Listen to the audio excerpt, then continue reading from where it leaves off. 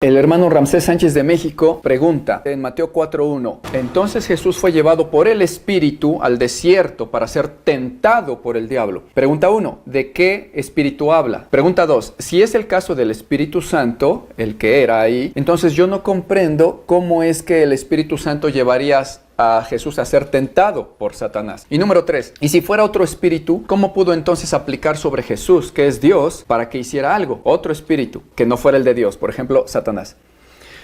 Bueno, mis hermanos, aquí la cuestión está en que estamos quizás entendiendo un poquito mal este pasaje. Yo supongo que la pregunta proviene de la confusión en el sentido de lo que dice Santiago 1:13, que nos dice, cuando alguno es tentado, no diga que es tentado de parte de Dios, porque Dios no puede ser tentado por el mal, ni Él tienta a nadie.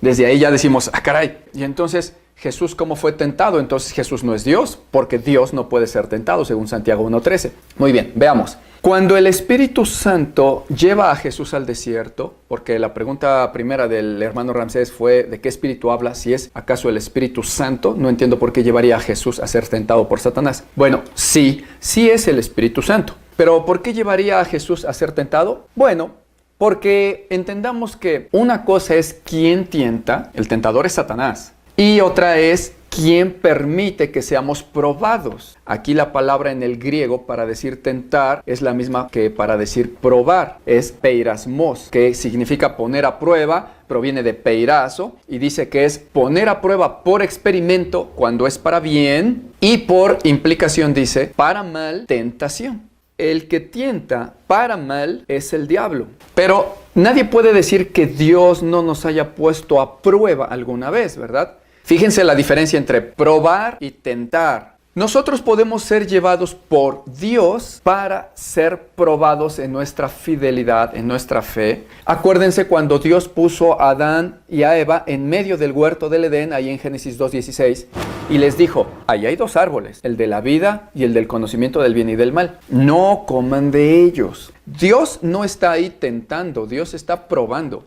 ¿Quién fue el que tentó? O sea, incitó para mal y dijo, cómetelo, no te pasa nada. Si te lo comes vas a ser como Dios, se te abrirán los ojos. ¿Quién fue? Fue el diablo.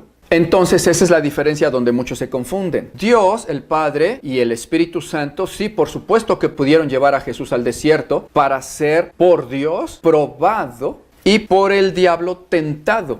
Y aquí la segunda interrogante sería entonces, Jesús no es Dios por lo tanto, porque sí fue tentado. Y nos dice la Escritura en Santiago 1:13 que Dios no puede ser tentado. Entonces, ¿Jesús no es Dios? Sí es Dios. Pero recordemos que era 100% Dios y 100% hombre al mismo tiempo.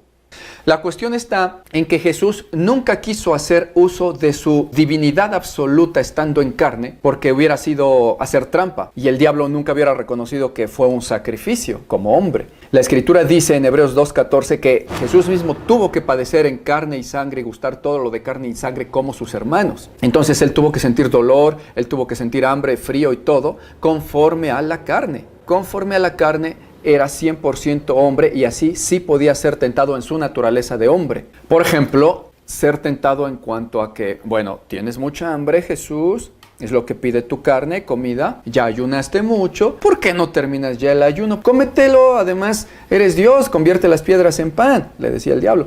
Su carne tenía hambre.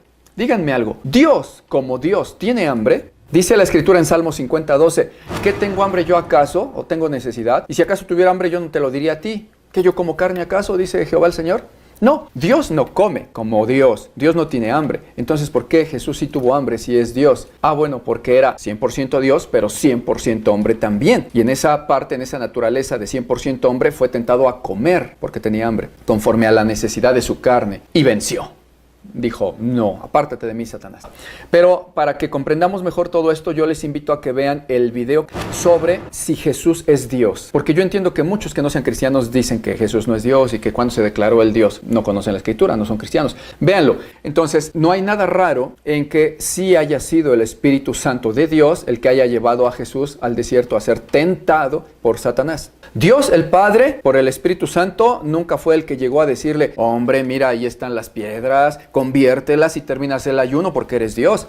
Dios no fue el diablo. Dios solamente lo puso a prueba y pasó la prueba como grande y poderoso que es aún en carne.